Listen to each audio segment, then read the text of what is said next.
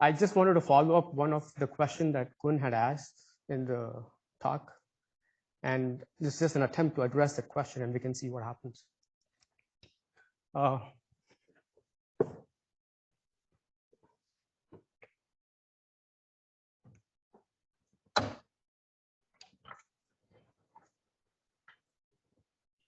So essentially, I'll be addressing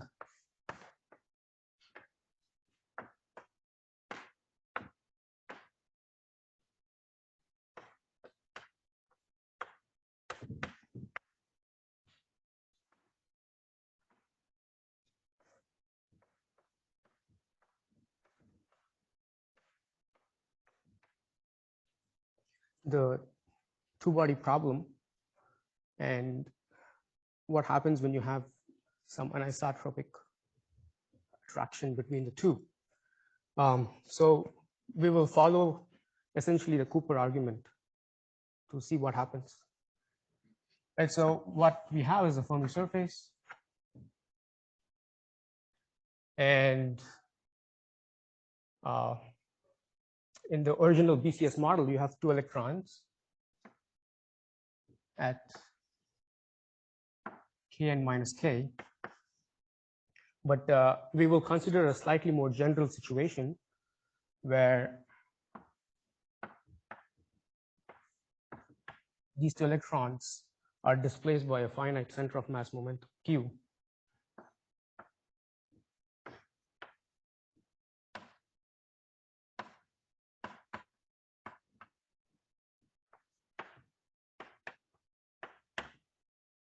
Okay, and they're interacting with each other with some interaction V, which is described by some form factor, which I will assume it to be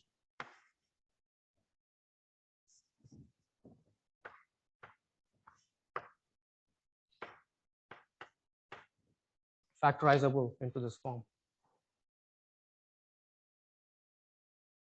So, but they are no longer on the Fermi surface.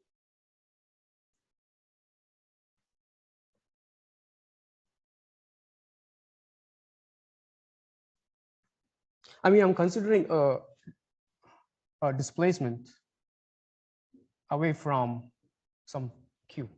So your interaction depends on Q. This is not a translation invariant interaction. Well, so when we write the 4-body interaction, right? So what we have Q, K, K prime. We have K, Q. And then this is the 4 fermion BCS. Interaction BKK prime is the sum over Q. Yes, there's a sum over Q. Well, eventually I'll take a single Q. And the interaction itself operates for all Q. For all Q, yes, yes.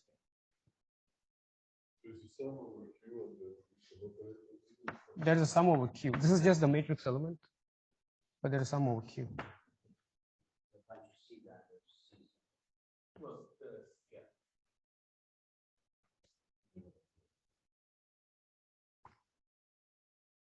Okay, so then we will consider this 2-body problem. So we know this is dependent on Q. Yeah, it's just something that controls the strength of the contraction. So if we know times the sum over all Q surface. Yes. So in the BCS case, this would just be a constant P0.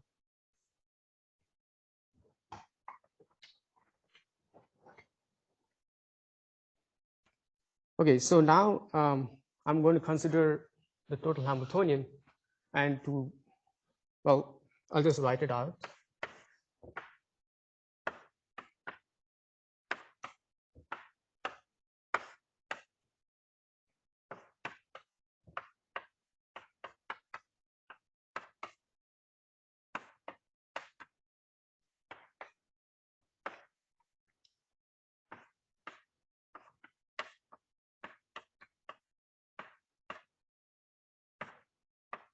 with a spin singlet pairing. This is the total wave function, and I'm going to factor out it in terms of the spatial part and the spin part, like Cooper did.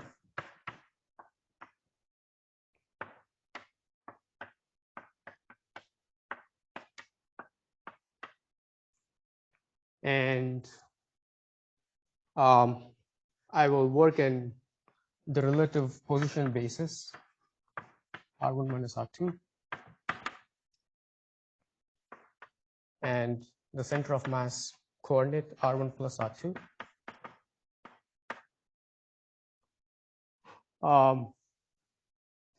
And then I'm going to write this equation for the spatial component. And in the process of doing that, the ansatz that I'll use for psi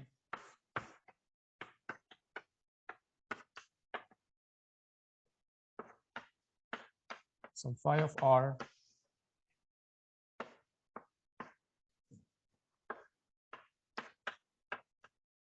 q dot r, where phi I will decompose it into its Fourier components.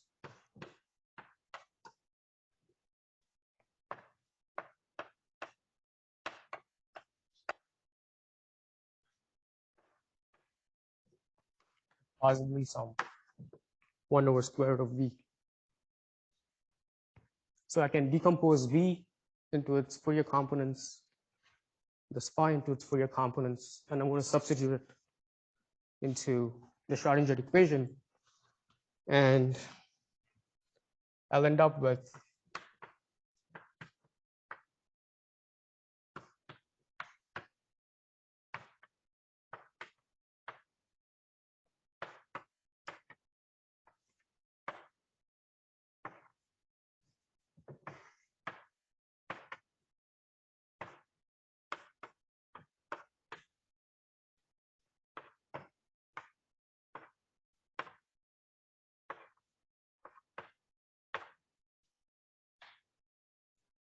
okay. So in the VCS case, what I would have done is I would have taken v as some constant,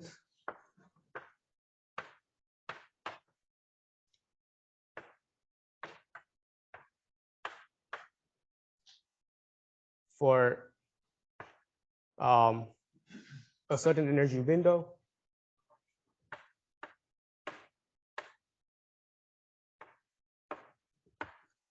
and otherwise it's 0. Sorry?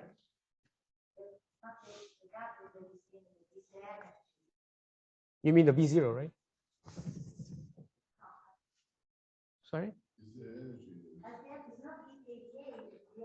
Sorry.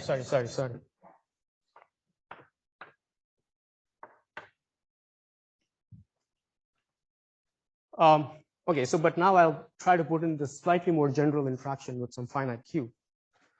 And then I'll do some simple algebra, take this to the denominator, and I'll write everything in terms of alpha k. Okay, so when I do that,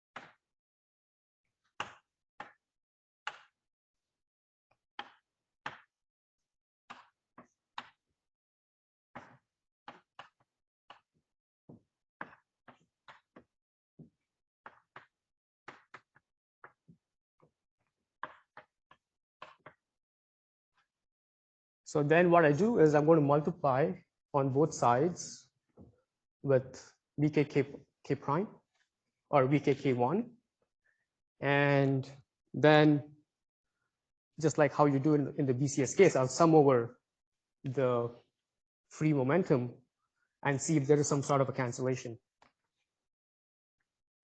So when you do that, you will get, I'll now substitute for VKK prime in terms of FKQ, but I'll just choose that one Q that I can use to minimize. Okay, so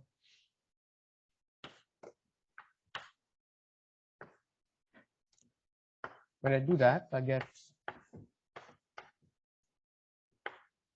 there's some extra variable K1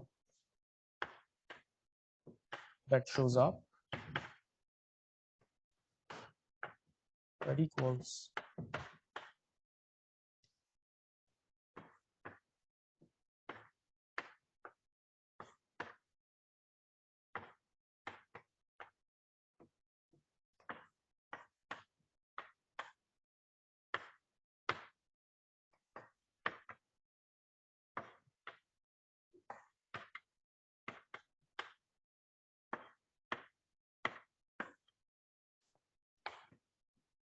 followed by the same denominator.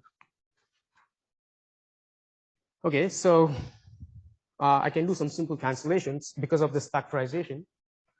I can just cancel out FK1Q, and I am left with a sum over K, FKQ, alpha K. And similarly here, I can take this out and make this a square, and I'm left with FK prime Q, alpha K prime, which will help me cancel out. So I'll remove this. It'll help me cancel out this term here and this term here. I thought you sum over Q. No, so he's now made an ansatz of a wave function with one particular Q. Right. So all I'm left with now is a factor of just one, a unity. And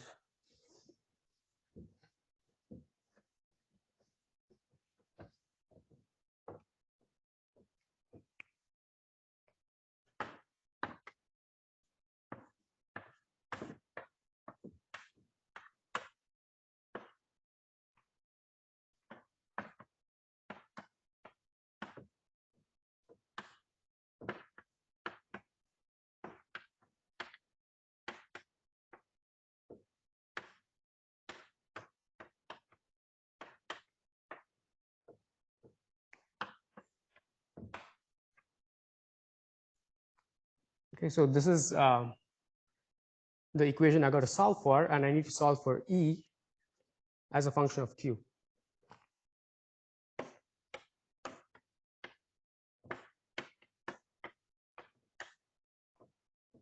Now, if I set FKQ to 1, I should expect the conventional result of the BCS, that is. So this isn't BCS, this is just a two-particle problem. Sorry, I'm just saying that It's the usual two-body problem. it's the usual two-body problem. So, well, I do have it in the sense that What? this is a Cooper problem. Cooper problem, yes. It's the two-body. No, you can also do it for the Cooper problem. So I can restrict my K.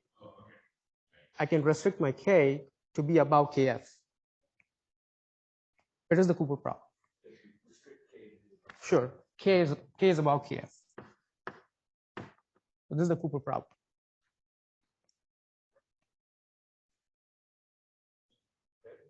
Okay, so even in the Cooper problem, for if I set F to 1,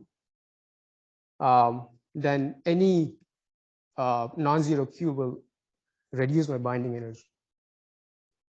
But let's ask what happens if FKQ is not 1. So I just used Mathematica to do this. I can just show you what it looks like. And maybe we can discuss what it means.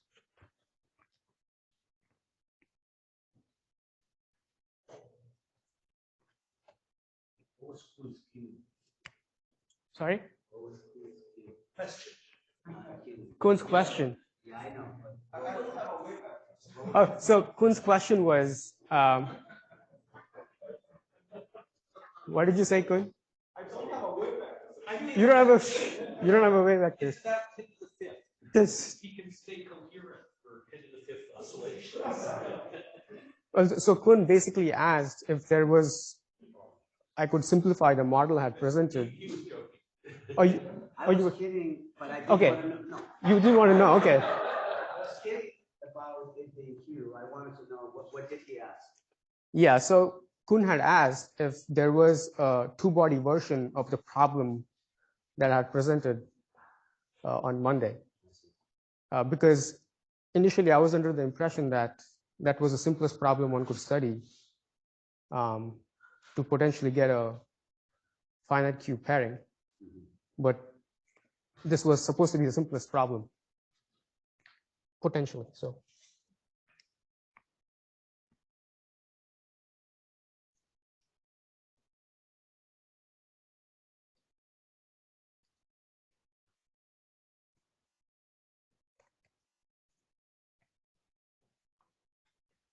Right. So in the case when FKQ is 1, so this is the center of this box is the Q equal to 0. And sorry, and what have you put in a KF or not? Yes, there is a KF. So there is a little area only above which I have integrated out the K, but I have a cutoff. So in the Fermi surface that I showed, there is a cutoff in the energy. That's fine. But there is a finite KF. There is a finite KF. So this is when f of k q is 1, and your minimum is at q equal to 0. Sorry, what are you plotting there? So this is E of q that I have to solve. Okay, so there's hidden in here, there's some value of the Fermi and some value of the naught. Yes, so I have chosen the V naught to be 1 and the E Fermi to be about 20% of the cutoff. Okay.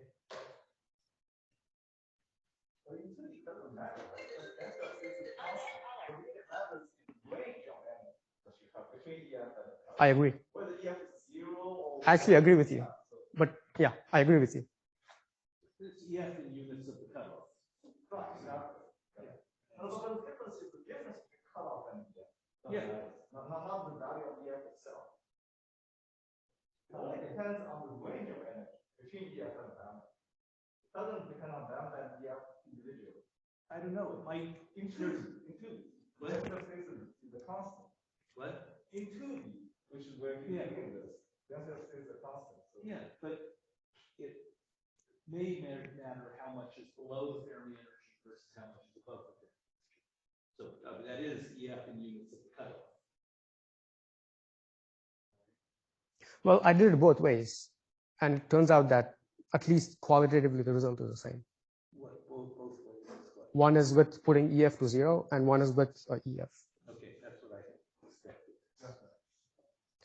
Okay, so then when I have the form factor that I described on Monday, so this is what you get. Now this is the Just to clarify, so you've got a parabolic graph, right? Yeah. And your form factor, you take also the B parabolic. so there are several situations here. First, I started out with a parabolic band with a form factor also in polynomials of kx, ky, just like the d wave. You can also, sorry, What's the form factor? The F? the B1G form factor, the F, yeah. The little F. What is it? So F is the B1G form factor. I can maybe write it out. Yeah, it's factorized. Yeah. Right. So it depends on Q, right? Exactly. So maybe I'll write it somewhere. Yeah. Right on the side so that we can still see it. So erase. Right. Right. Right.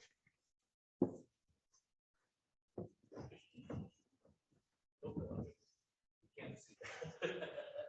Oh, sorry. Depends on which angle you're looking at, right? Okay, so do it at this edge. So Okay. Okay, Q is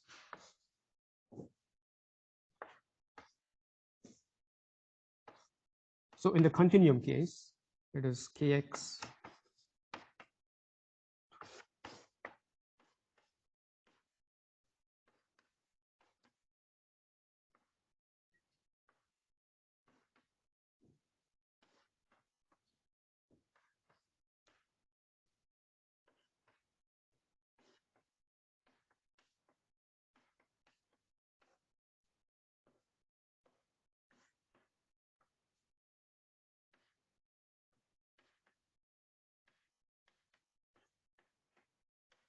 with some normalization. So essentially, it is, yeah, it's just basically a symmetrized version of the B1G form factor.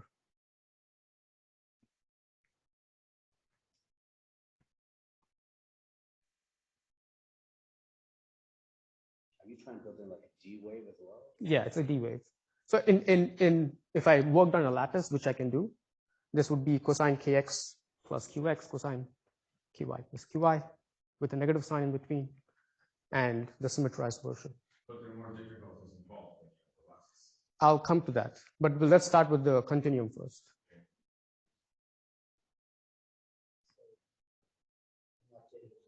Your interaction is you take K prime, right? And in Q, but you just did one. Just one Q. And No, the interaction had all Q's, he's just looked for a solution with one Q. right, that's what I mean. And but and you write that as the product of an F of J after Correct. K prime. Correct. Correct. I have assumed So a why is factorizer. there Q in here at all? Well, it's FKQ, FK prime Q. No, I thought it's. FK, that's what the form he's assumed, it's different from the usual ECS factory. And I would like to know if you Fourier transferred that back to real space. So sum over Q, so take the product of two of these, sum over Q, that gives you what DKK prime is, and then Fourier transform that back. I don't know if that's short range or long range or normal or weird. Power is on delta function with derivative. What? Power is on delta function. You just modified it. Very much like the Stevenson Truman model, which you got wrote down for the question at one point. Okay, that's not obvious to me. I mean, maybe it is obvious to you, but there's a lot of sums in there. I mean, you get this kind of. That is not an issue. There are other issues. That is not one. Okay. So to answer this question, the simplest answer would be, for example, if I looked at Raman scattering in the B1G channel, Yeah. right? So let's say I chose my I'm not asking a physics question. I'd like to know what this interaction looks like. it's a B1G. I understand this. No, Right. it isn't. The interaction is got S, so it has the lattice symmetry. U and G is only a gamma function. No, but So when I say B1G, I mean V is symmetric because it was the product of two B1G things, so it's trivial. Yes. So that's good. But it's got, yes. It's got the full Correct. rotation symmetry of the universe. Correct. So that's good. But I just don't know what its range is in real space and what it looks like. Well, What? There's no landscape here. It's only momentum. And so that's what worries me, is I think that this may assume it's If a you very. remove all the momentum, you get a delta function. The momentum gives the derivatives. You think this is just derivatives of delta Yeah. functions? You may be what you wrote down first. Yeah. That's not the issue. Okay, no, I'm not looking for issues, I'm looking for understanding. I mean, you get this kind of decoupling when you write, instead of writing this one channel model, you write a two channel model. So you have a Cooper pair coupled to a molecule. You integrate that molecule out, so that pair field out. And vertex element, the matrix element between the molecule and the two fermions is exactly the same. So when you integrate that molecule out, you get the F squared for the interaction. Divided. Usually the F squared doesn't have a Q dependency. Right, but No, I don't have any trouble writing the interaction as a product of two F's, that's not what I'm. So, but I think that Kuhn's answer is right. If this is, whatever it is, it's some derivatives of delta functions.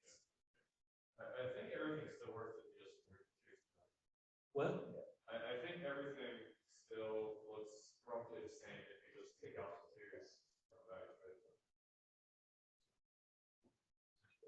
If you take out I the agree. series, Yeah, that helps. if you take out the series from the equation, I Yeah. think things are mostly the same. I understand what it is if I remove the Qs.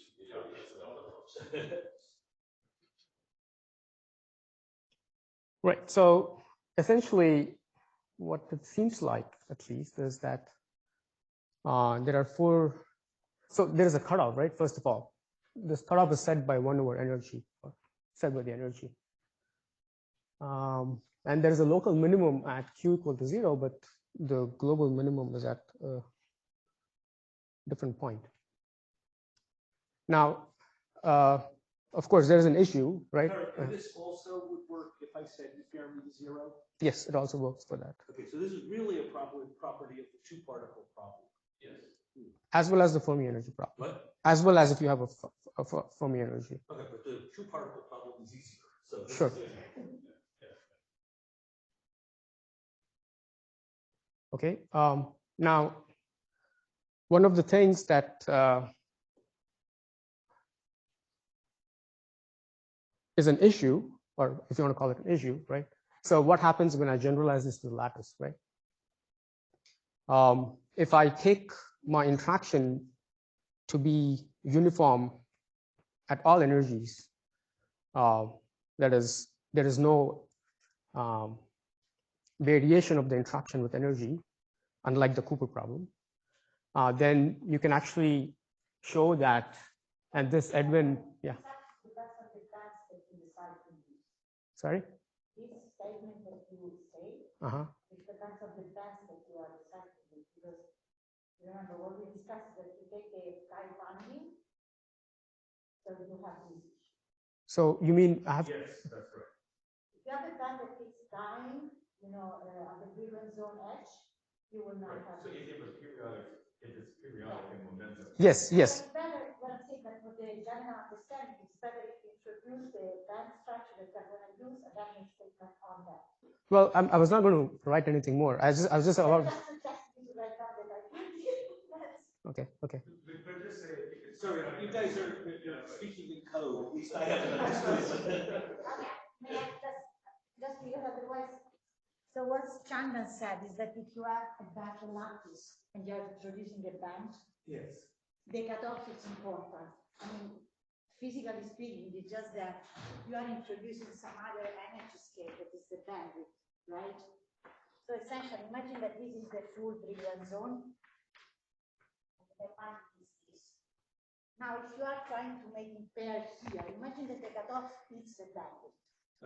If you try to make pairs here, you cannot go at final Q, because every final Q is like a nuclear process that will give you back in the whole brilliant zone. Hold it back. So, but imagine that you are doing like here. Or. Let me finish. Otherwise, it's really cold between me and you. Okay, okay. If I do lambda here, and I pair that with this, lambda is the cutoff of the pairing. Oh, okay. So let's say that the attractive interaction is acting only on electron here. So you have a finite Q available that will just make a pair without, jumping in the other brilliant zone. So what I'm saying is that with the parabola, you just do have the only energy scale is this lambda, if you want, the capital lambda is the cutoff. And there is no brilliant zone, there is no folding back. So even if you try to pair these, there is no limit at the Q that you can use for your Cooper pairs. But if you introduce a band and you have a final bandwidth, a final bandwidth, then lambda has to be smaller than this bandwidth to allow you to have final Q Cooper pairs. But can't I still, if I'm looking at small Q pairing, I won't notice. Yeah, I'm just saying that if you are here, it could be just very, very small Q, close to 0. If lambda is, what I'm saying is that the distance from lambda to the bandwidth is deciding what is the maximum Q that you can find in the solution. That's fine, but why am I interested in the maximum Q? Why can't I try to find, I guess you will all, Well, those are all at big Q. They're big Q. That's a problem. So I see. his statement was, when I have the bandwidth, I have to be, to have to account how much can be lambda. What I'm saying is that is the band on the band, because if I have, I don't know why, but imagine that I have a dispersion that on the edge of the brilliant zone is doing something like this. Yeah. Well, there is not this problem. That's what I'm saying. So the importance of lambda in order to have finite Q pair, it depends on the band structure that you have. That was the only comment. Can I that I wanted slightly to modify the statement that you just made? You can whatever you want. So I think the only thing I'll modify is that in principle, you don't need this cutoff to be a strong cutoff. You can always have the interaction to decay with some energy scale, and you require the decay of the energy scale to be smaller than the bandwidth. And then you will still acquire this kind of. Yeah, it's not contradicting what I said. Yeah, okay.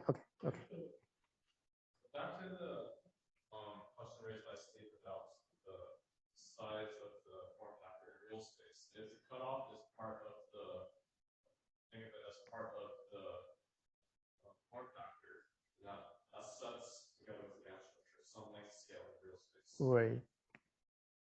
That's true. Yeah. And that's what the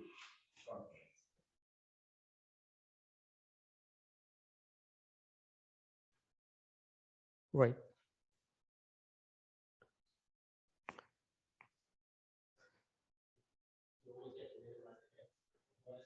Yeah, you get a minima at the edge. For example, if you had a Brillouin zone, that would be the edge of the Brillouin zone. Sorry, so what is the point of this? I didn't quite understand. So, Well, you're so saying if I have yeah, a non-trivial Q-dependent matrix element, if you have a form factor like this, then you can arrange, phonologically arrange. well, this is a exact solution now, right? So No, sure, but Yeah. this you've changed the problem now is where is this coming from, right? Why is there in the same way, yes, why you're is right. there a structure of non-zero? Right, exactly. Sure.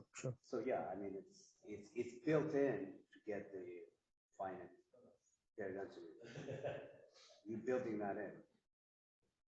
Well, both in You this. say the Right. pairing occurs predominantly. I mean, I'm basically asking an experimental question. I'm saying that these kind of fluctuations are very common in systems, like B1G fluctuations are very common. And so in other words, it's like asking the same question. So when I think about a Pomeranchuk instability, I'm starting out with a form factor. Right. And that form factor is motivated by some experiment, I presume, right? So in the same way, What's the experimental motivation for this structure of form factor, except for if there's any evidence of observing pair density? Right. So this kind of a form factor is, so for example, if I do a Raman experiment, I will see a large signal in this. Okay. Is there such evidence? Or not? Yes. So both in all, whole range of coup rates as well as. But in addition, we could give you a U signal. Yes. I'll give you a D-wave superconductor. Yeah.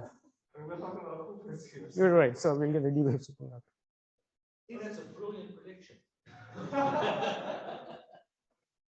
the question, Chris is, yes, brilliant question, brilliant prediction. But I mean, in terms of what Steve talked about yesterday, so basically, absolute pair behaves like fundamental boson, but U pair don't.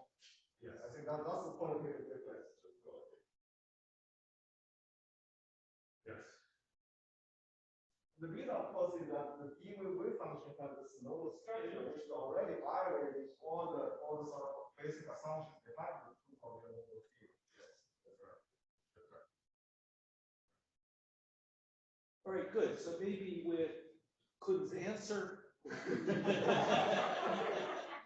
let's